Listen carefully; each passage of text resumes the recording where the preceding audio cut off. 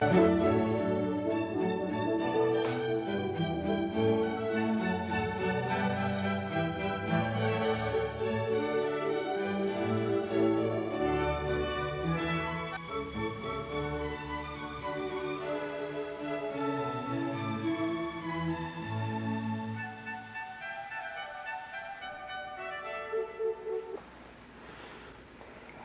to Stan Now Considers All Things. What does it mean to be well educated? That's really what we're going to be looking at in the next 13 weeks. We're going to try and explore what it means to be well educated, and we're going to explore why you should seek to have that kind of education. You think to yourself, I've got a good job, I make enough money, why bother? There are voices in our culture that tell us, well, education just means you get a better job, or you make more money, or you influence people, dazzle them. Those things may be true, but there's more to it than that. I think those voices from society miss the main point of why a person should seek what is called a good or liberal education. Life is precious. It is to be savored. Would you want to go through life, say for example, just eating cotton candy, versus the possibilities of having a good meal, at least every once in a while? Whatever a good meal means to you, whether it be a rack of lamb or a fine wine, whatever. But more about this, about having a good education, of what it means and why we should have it. Let me now talk about the topics, the things that we're going to look at in these 13 weeks. We're going to have features that talk about philosophy and what is the real meaning of philosophy that has been looked at in the last 2,500 years. We'll look at science, not just the formulas and the hard facts and how to do an experiment, but the philosophy and the thoughts behind real science that every educated person should know. We'll look at history. Is it just bunk? We'll look at economics. We'll examine the great books that we have as heirs of Western civilization in literature and poetry and drama. We'll look at aspects of physical health. We'll look at geometry, not just the old formulas that they have for the area of a triangle, but the more important parts, the geometrical reasoning that began many thousands of years ago. We'll look at a little bit of usage and diction and grammar and punctuation in the English language, something that a well-educated person should have some. We'll look at the book that has had more editions than any other book and more influence than any other book in Western civilization. We'll spend several minutes on the Bible. We'll look at statistics, what can be done with it, what can't be done with it, and how it often, is misused, and how a well-educated person has the knowledge to know when it's being misused. We'll look at the 4 horsemen of the apocalypse: war, famine, and plague. We'll look at political science, what a well-educated person should know about that. We'll look at the world of art.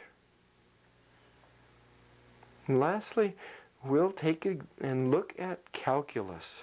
We'll do a little bit of freshman calculus. And all you need is maybe a little bit of algebra, probably, is all that you'll have. And you'll be surprised at how it's not that hard to do. With those as our topics, let's begin our adventure.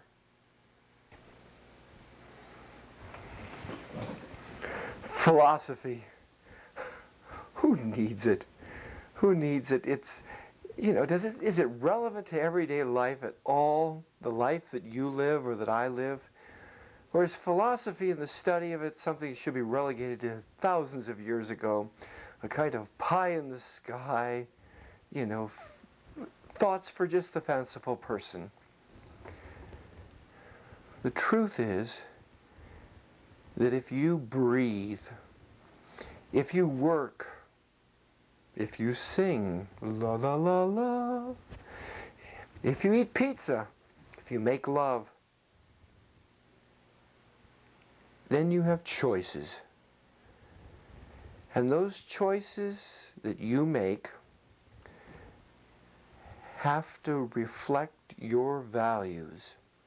Whether those values are values that you've thought about for years and have come to clear, rational choices about, or whether you've just picked them up from society or picked them up from TV. Do you eat any pizza? Will you work for any cause? Probably not.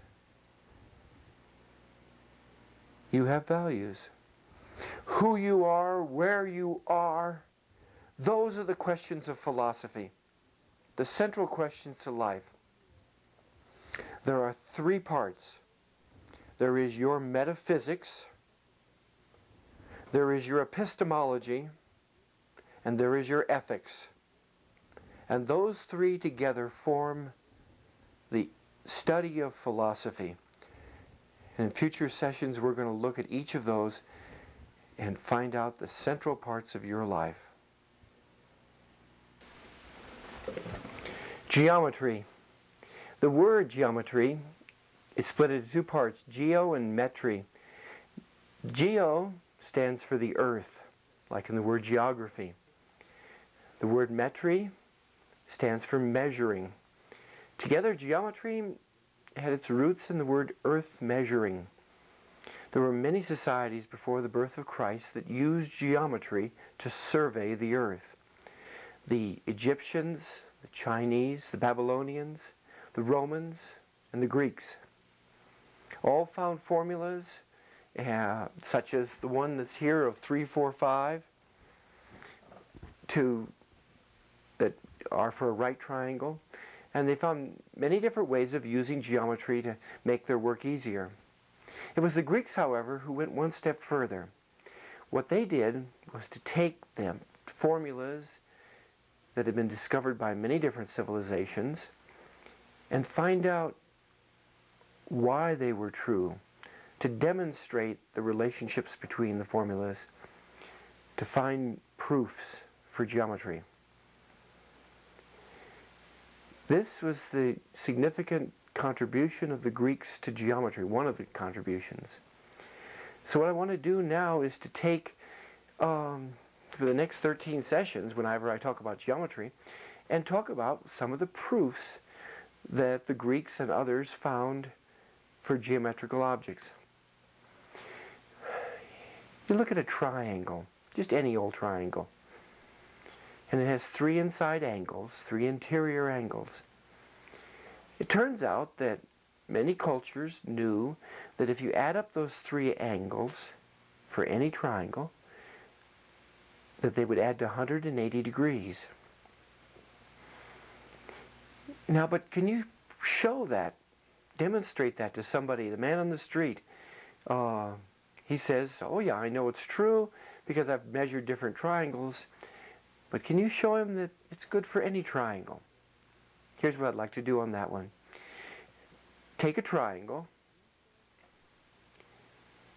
and on that triangle, we want to show how those three angles add up to 180 degrees. Demonstrate it so that anybody would believe it's true. Here's the procedure. Draw your triangle, and then across the top of the triangle, draw a line, a new line, that's parallel to the base, and that passes through that top vertex corner point. Then we notice that angle 1, down in the lower left-hand corner, is equal to angle 3 upstairs. And angle 2 is equal to angle 4. So what we've done is taken the three angles of the triangle and placed them all together up there at the top, and they equal a straight angle. It's called 180 degrees, half of a circle. So that's a demonstration the Greeks might have done to show that the angles of a triangle are equal to 180 degrees.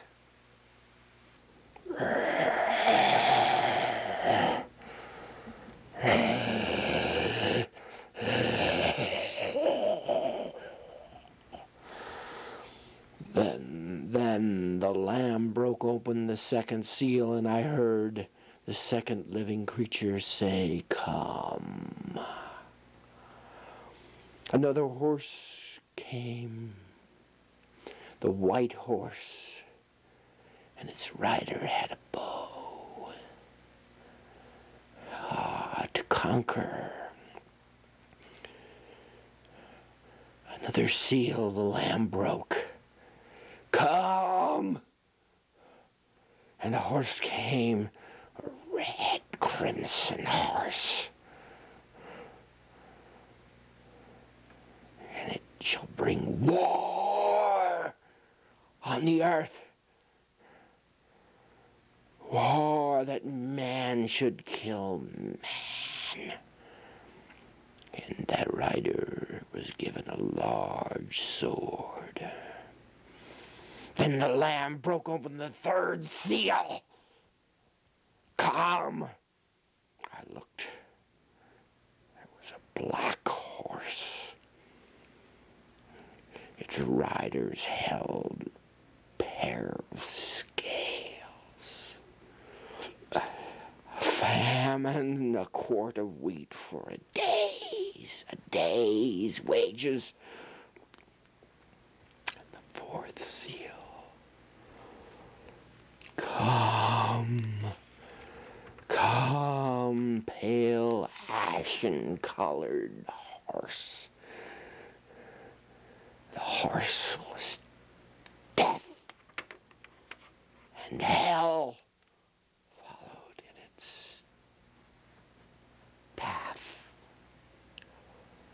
And they were given authority to kill with war and famine and disease. Thus, the 6th chapter of the Apocalypse of John.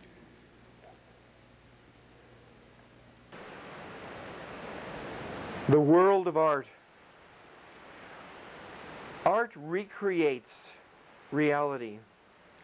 Through the mind and the eyes of the artist, we see the artist's conception of reality. His conception of the outer world, or the artist's conception of his inner world. We're not just seeing the world. When we look at the world through Disney, we see a different world than the world through, say, Sam Peckinpah. So let's look at the world through the eyes of a 16th century Flemish painter whose name was Peter Bruegel.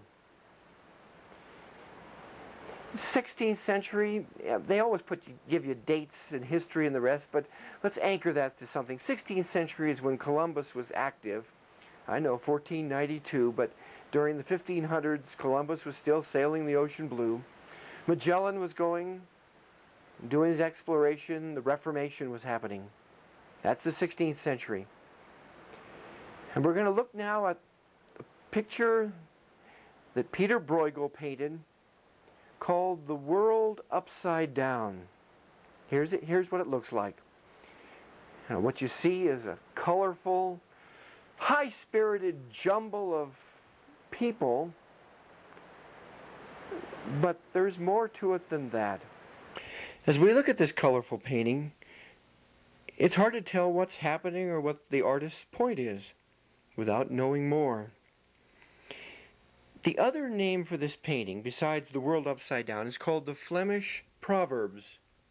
And hidden inside this painting is a wordless chronicle, a wordless charade of 75 or 85, somewhere in there, we're not sure exactly, Flemish proverbs and folk sayings.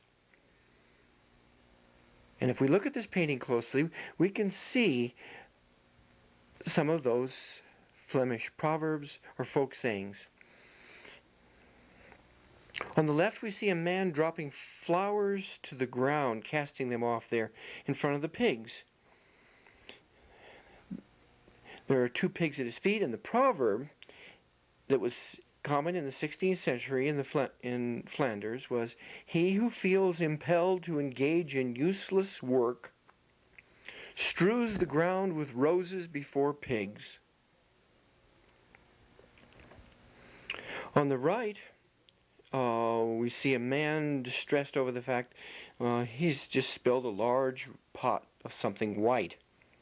That one you might be able to guess the proverb. Don't cry over spilt milk.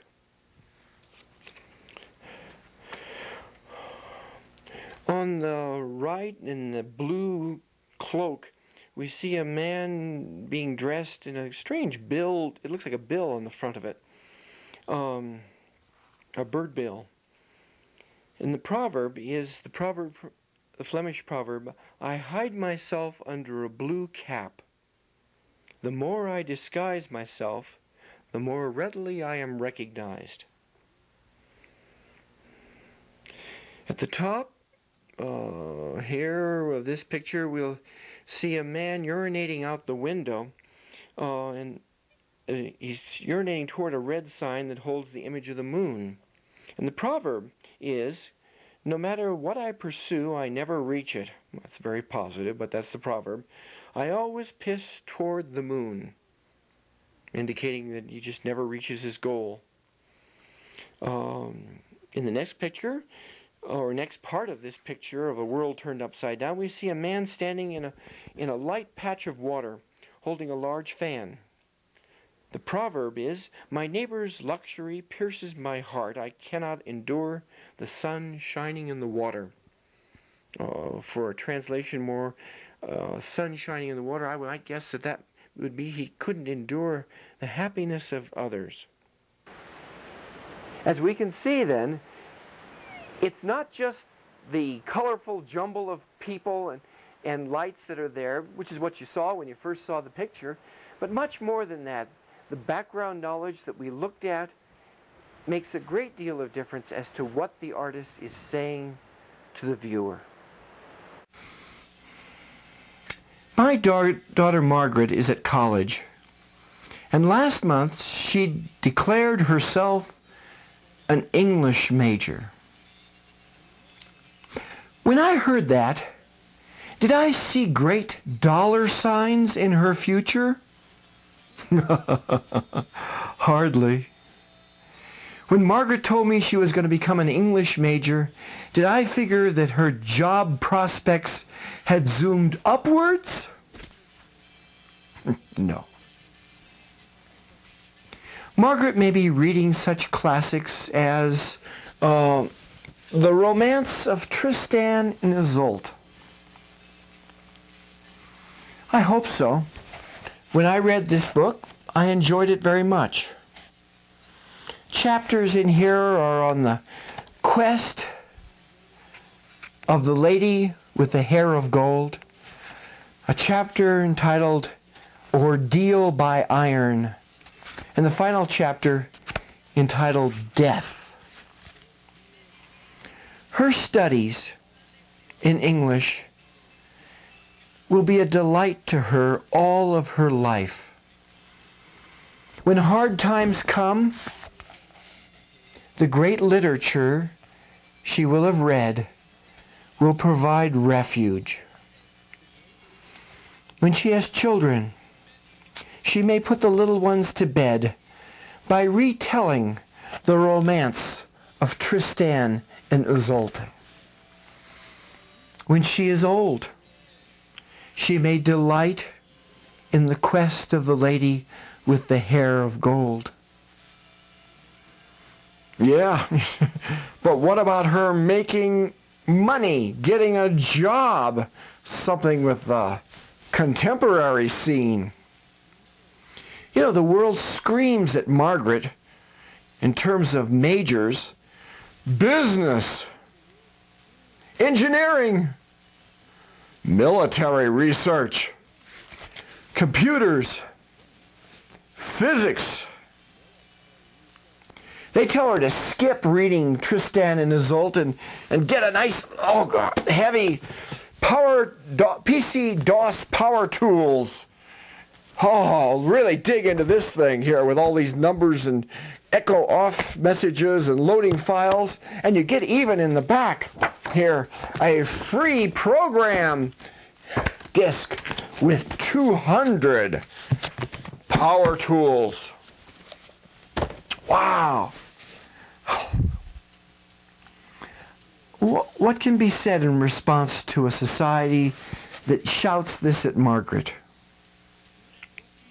I guess maybe it's possible to fill your soul with money or chemical formulas or stock options. But I remember the time I was in college and we were reading Shakespeare's King Lear. We all read it together, and the teacher read the final lines of the play aloud when King Lear discovers that his daughter has died.